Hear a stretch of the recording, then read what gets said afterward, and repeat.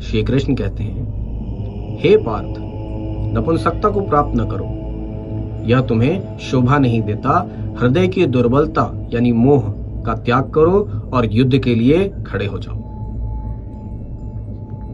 इस श्लोक में क्षत्रिय के कर्तव्य परायणता का अर्थ निहित है। धैर्य और दृढ़ता क्षत्रिय के लिए आवश्यक है और कर्तव्य परायणता ही उसका मार्ग है। क्षत्रिय को अपनी तथा समाज की दोनों की रक्षा करनी होती है।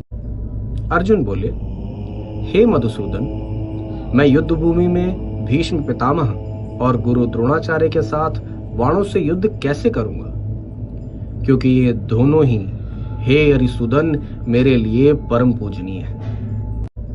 अर्जुन बोले, हे मधुसूदन, मैं युद्ध भूमि में भीष्म पितामह और गुरु द्रोणाचार्य के साथ बाणों से युद्ध कैसे करूंगा, क्योंकि ये दोनों ही, हे अरिसूदन, मेरे लिए परम पूजनीय है। अर्जुन कहते हैं, मैं यह भी नहीं जानता कि हमारा उनसे जीतना अथवा उनका हमसे जीतना, इन दोनों में से कौन सा श्रेष्ठ है। जिनको मार के हम जीना भी नहीं चाहते, वे धृतराष्ट्र के पुत्र तथा संबंधी हमारे समक्ष खड़े हैं। कायरता के दोष से अपहत स्वभाव वाला और धर्म के विषय से भ्रमित चित्त वाला मैं आपसे पूछता हूं कि जो निश्चित रूप से श्रेष्ठ है वह मुझे निश्चय करके बताएं। मैं आपकी शरण में हूं, मैं आपका शिष्य हूं, मुझे शिक्षा देके कृतार्थ करें।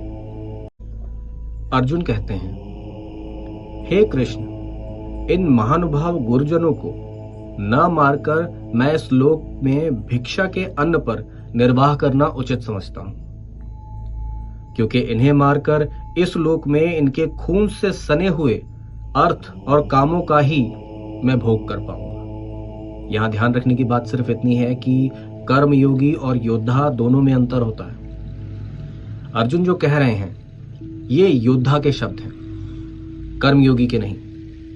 योद्धा कर्मी और संसारी होता है, किंतु कर्मयोगी संसारी और कर्मी होता हुआ भी वास्तव में ब्रह्मनिष्ठ होता है। अर्जुन कह रहे हैं कि गुरुजनों को मारना पाप है, इससे तो भिक्षा का अन्न खाना कहीं ज्यादा अच्छा है।